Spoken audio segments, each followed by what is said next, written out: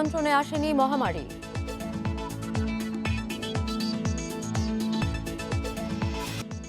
আমন্ত্রণ আন্তর্জাতিক খবর নিয়ে আমাদের নিয়মিত আয়োজন পূর্ব পশ্চিমে। আপনাদের সাথে আছি আমি সাদিয়া আফরিন। এতক্ষণ শিরোনাম শুনছিলেন, জানিয়ে দিচ্ছে বিস্তারিত। তালেবানদের নিয়ন্ত্রিত এলাকা বাড়তে থাকায় আফগানিস্তানে বাস্তুচ্যুত মানুষের সংখ্যা আরও বাড়বে বলে শঙ্কা জানিয়েছে জাতিসংঘের শরণার্থী বিষয়ক সংস্থা ইউএনএইচসিআর। এর ফলে অদূর ভবিষ্যতে দেশটিতে মানবিক বিপর্যয় দেখা দিতে পারে বলে মনে করছেন সংস্থাটির মুখপাত্র বাবর বেলুচ।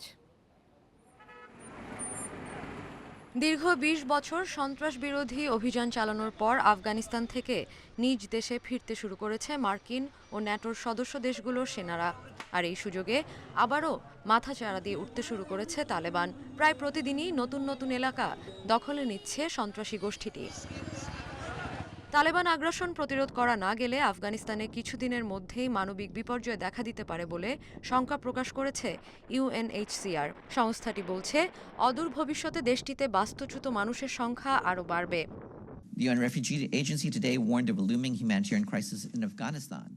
চলমান সহিংসতা এবং বেসামরিক নাগরিকদের গৃহহীন হয়ে পড়ার ঘটনায় জাতিসংঘের শরণার্থী বিষয়ক সংস্থা আফগানিস্তানে মানবিক বিপর্যয় নিয়ে সতর্ক করেছে। সংস্থাটির হিসেবে সেখানে জানুয়ারি থেকে এ পর্যন্ত 2,70,000 মানুষ নতুন করে বাস্তুচ্যুত হয়েছে। মোট গৃহহীনের সংখ্যা দাঁড়িয়েছে 35 লাখ। শান্তি চুক্তিতে পৌঁছাতে ব্যর্থ হলে এবং সহিংসতা বেড়ে গেলে এ সংখ্যা আরও বাড়তে পারে।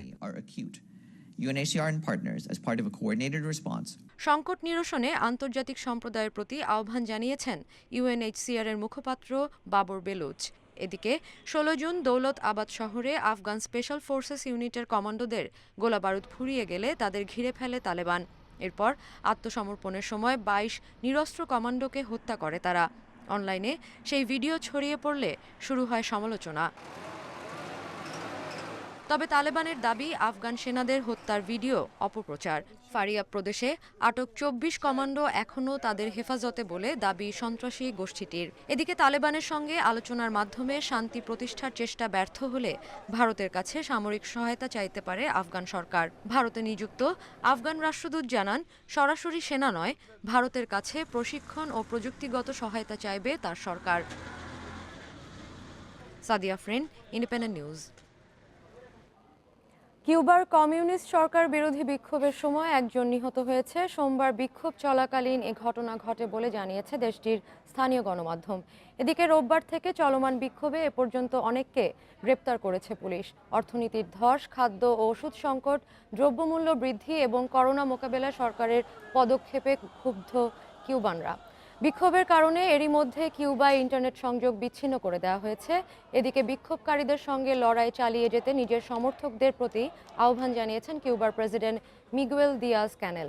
টিভিতে দেয়া বক্তব্যে এই অশান্তির জন্য যুক্তরাষ্ট্রকে দায়ী করেছেন তিনি। দেশকে অস্থিতিশীল করতে আমেরিকার ভাড়াটেরা বিক্ষোভ করছে বলে অভিযোগ করেন ক্যানেল।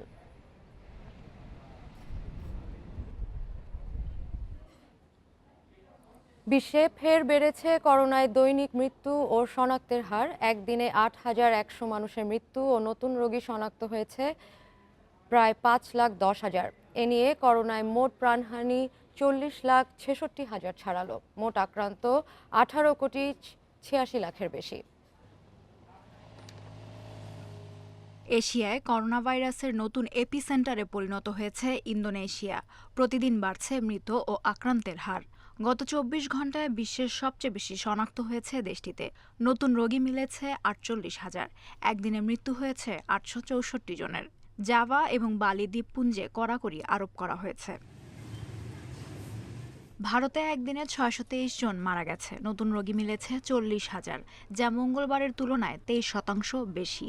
রাজস্থানে 11 জনের শরীরে শনাক্ত হয়েছে করোনার কাপ্পা ভ্যারিয়েন্ট। এদিকে সেপ্টেম্বর থেকে রাশিয়ায় উদ্ভাবিত করোনার টিকা স্পুতনিক ভি তৈরি শুরু করবে ভারতের সেরাম ইনস্টিটিউট। ব্রাজিলে এখনও নিয়ন্ত্রণে আসছে না করোনা মহামারী।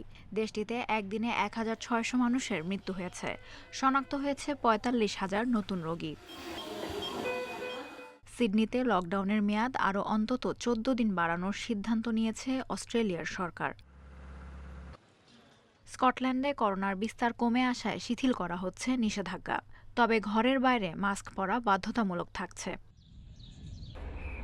ফ্রান্সে বিস্তার নিয়ন্ত্রণে আসায় খুলে দেওয়া হয়েছে বার, রেস্তোরাঁ, শপিং মল।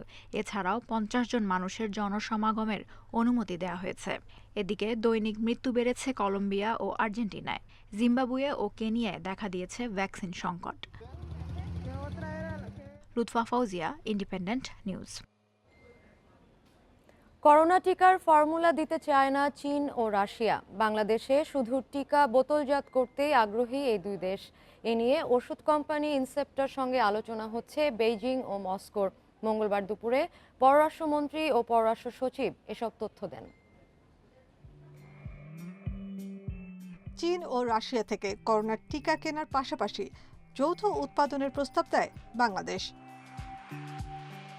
প্রথমে ফর্মুলা গোপন রাখার শর্তে চীনের সিনোফার্ম ও সিনোভ্যাক্স এবং রাশিয়ার স্পুতনিক ভি বাংলাদেশে যৌথ উৎপাদনে দিতে রাজিও হয়।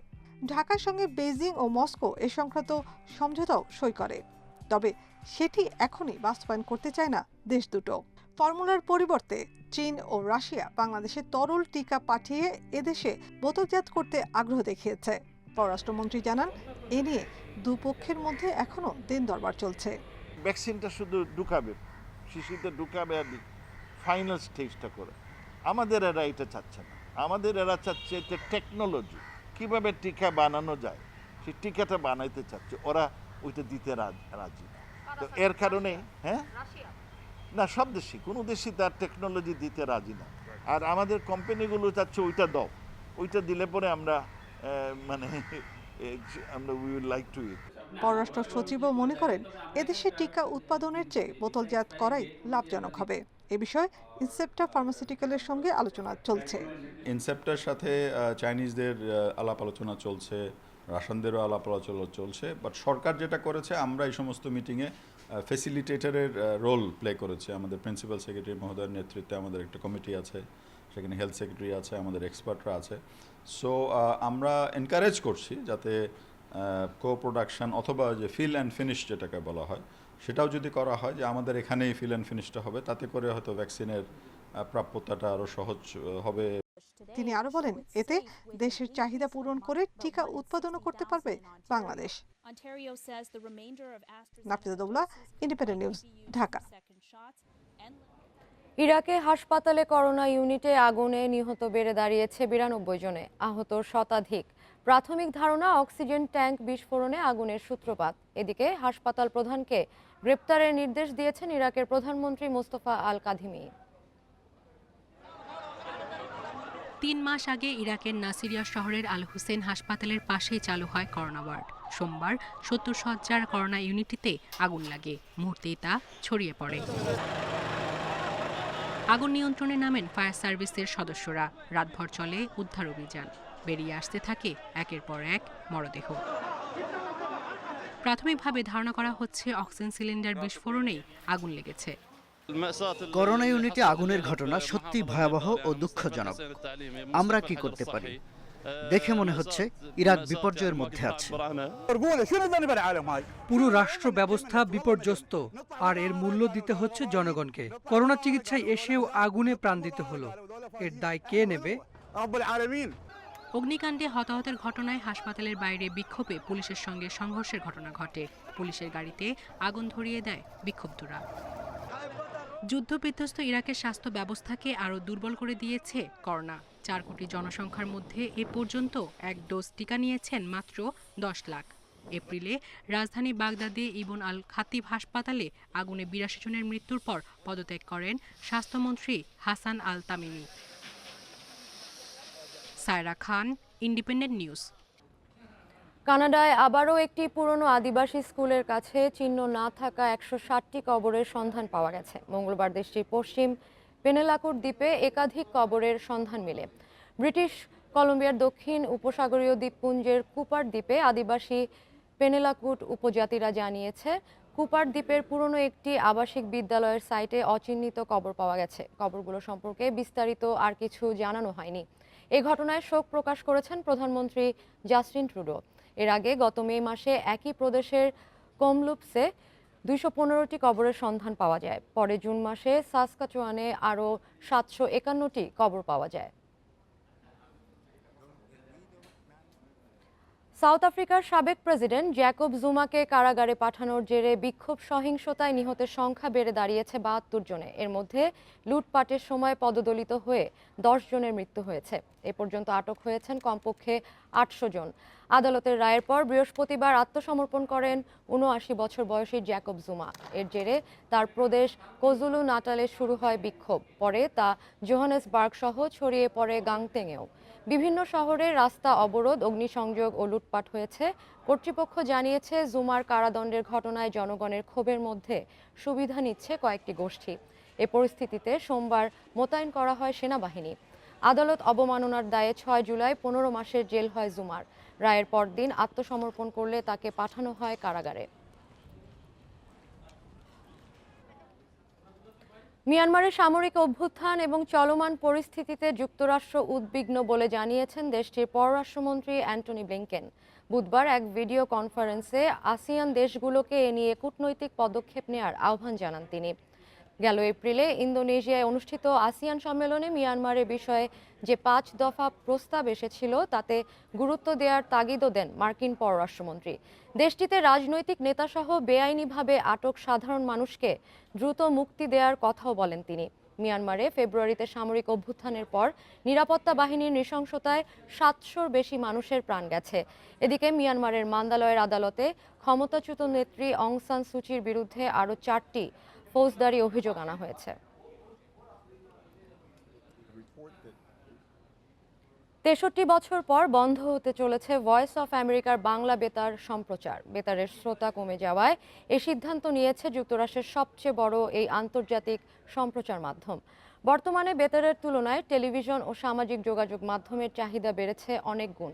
তাই আগের মতো লাভজনক না হওয়ায় বাংলা সম্প্রচার বন্ধ করে দিচ্ছে ভয়েস অফ আমেরিকা।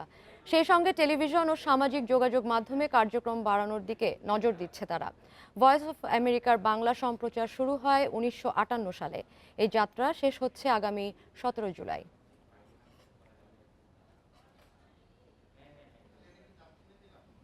নেপালের নতুন প্রধানমন্ত্রী হিসেবে শপথ নিলেন শের বাহাদুর দেউবা। মঙ্গলবার তাকে শপথ পড়ান দেশটির প্রেসিডেন্ট বিদ্যা দেবী ভান্ডারী। এ নিয়ে ৫ বার প্রধানমন্ত্রী হলেন দেউবা। নেপাল সুপ্রিম কোর্টের ভেঙে দেওয়া পার্লামেন্ট পুনর্বহাল করে এদিন প্রধানমন্ত্রী পদে নিয়োগ পান। এর আগে সোমবার প্রধানমন্ত্রী পদ থেকে কেপি শর্মা ওলিকে সরিয়ে দেউবাকে স্থলাভিষিক্ত করার রায় দেয় সর্বোচ্চ আদালত। এতে রাজধানী কাঠমান্ডু সহ নানা শহরে বিক্ষোভ করে ওলি সমর্থকেরা। সম্প্রতি কয়েক মাসে আস্থা ভোটে হেরে দুবার পার্লামেন্ট ভেঙে দেন কেপি শর্মা ওলি। একে অসাংবিধানিক বলে রায় দেয় আদালত।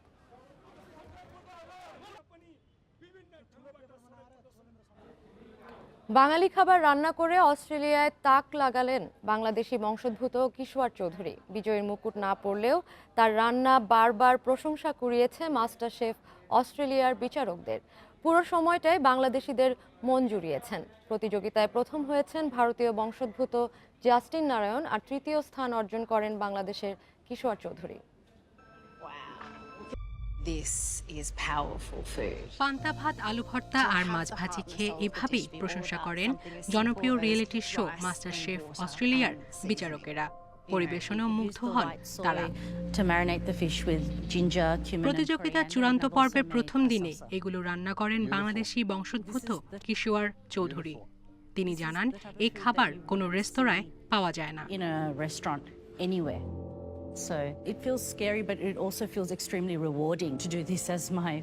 তবে চূড়ান্ত দিন মঙ্গলবার ছিল কিশোরের জন্য বেশ চ্যালেঞ্জের। নিজের পারদর্শিতার বাইরে গিয়ে রান্না করেন ভিন্ন ধরনের খাবার। কিশোরের রান্না করা লাউ চিংড়ি, বেগুন ভর্তা, খিচুড়ি, খাসির রেজালা, ফুচকা, চটপটি, সমুচা রেসিপি সহ বাঙালি ঐতিহ্যবাহী খাবার পরিবেশন করে অবাক করেন সবাইকে। জয় করেন বাংলাদেশের মানুষের মনও। ৩৮ বছর বয়সী ২ সন্তানের মা কিশোর পেশায় বিজনেস ডেভেলপার। তার বাবা মুক্তিযোদ্ধা কামরুল হোসেন চৌধুরী ভিক্টোরিয়ার বিশিষ্ট ব্যবসায়ী ও সমাজসেবক। তার বাড়ি ঢাকার বিক্রমপুরে। ৮০-র দশকে অস্ট্রেলিয়ায় পাড়ি জমান কিশোরের বাবা মা। তার জন্ম ও বেড়ে ওঠা মেলবোর্নে। রান্নার প্রতি ঝোঁক থাকায় মায়ের কাছ থেকেই শিখেছেন বাংলাদেশি বাহারি খাবার। সায়রা খান, ইন্ডিপেন্ডেন্ট নিউজ। পূর্ব পশ্চিম শেষ করার আগে প্রধান শিরোনামগুলো জানাবো আরও একবার। তালেবান আগ্রাসনে আফগানিস্তানে মানবিক বিপর্যয়ের শঙ্কা জাতিসংঘের, বাড়বে বাস্তুচ্যুত মানুষের সংখ্যা।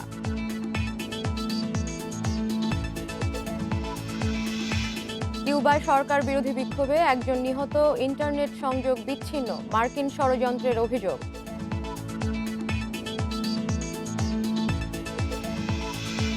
বিশ্বে করোনায় একদিনে 8,000-এর বেশি মৃত্যু, শনাক্ত 5 লাখ। ব্রাজিলে এখনও নিয়ন্ত্রণে আসেনি মহামারী।